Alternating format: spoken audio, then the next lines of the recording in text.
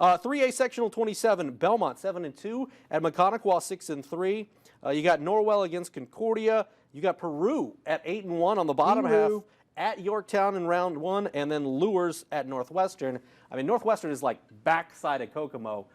That's an hour-and-a-half trip from Bishop Luers. Yeah, talking about long trips. Yeah, to play week 1 of sectionals, you're going to drive in an hour-and-a-half. Sure, Kyle Lindsey's excited about that. He's probably jacked about it.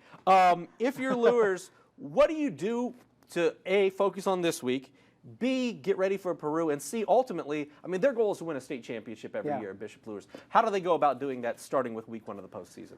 Week 1, continue to get confidence for Jack Johnston. I think that's the key for them, continuing to get him snaps, meaningful snaps, get his confidence up, because it hinges on him to make plays depending on how deep this team goes. That defense is electric. I do not see them having a problem with Northwestern or Peru, because Peru hasn't seen the quality of athletes that Bishop Luers is going to be able to put on the field on either side of the ball.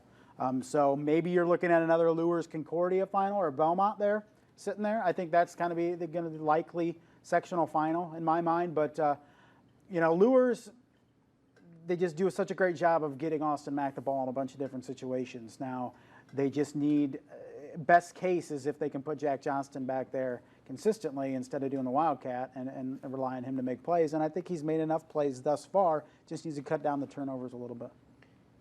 Belmont 7-2 and Quantico 6-3. Let's say Belmont wins that game. They play better competition. Being pretty confident in that, yeah. Norwell 1-8 against Concordia 4-5. Belmont Concordia week 2, that would be a heck of a matchup. I know Concordia, we talked about it, the record is not indicative of how good of a football team they are. But how intriguing of a matchup is that for you if that is what happens in week 2? Because two very different styles of football would clash on the football field. Yeah, and what worries me about Belmont is you watch them against East Noble, and East Noble was able to move the ball consistently against them Friday.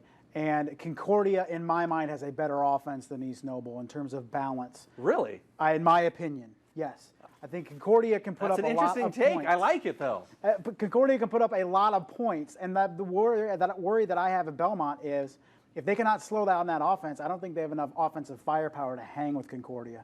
We saw it on Friday night is like Belmont would get behind, and they're just a methodically moving team, and it takes them 6, 7, 8 minutes to move down the field, which is fine if you're ahead or if it's a close game. If you're down double-digit scores and you need some quick scores, that Belmont offense isn't the offense to do it. So that's the problem for me with looking at Belmont is can they slow Concordia down enough? Peterson, Curligran, the Sparks brothers. I mean, can you slow those guys down enough to keep that a competitive game? Well, we'll have to see as long as they win in week 1 if those two teams do match up in week 2 of the postseason.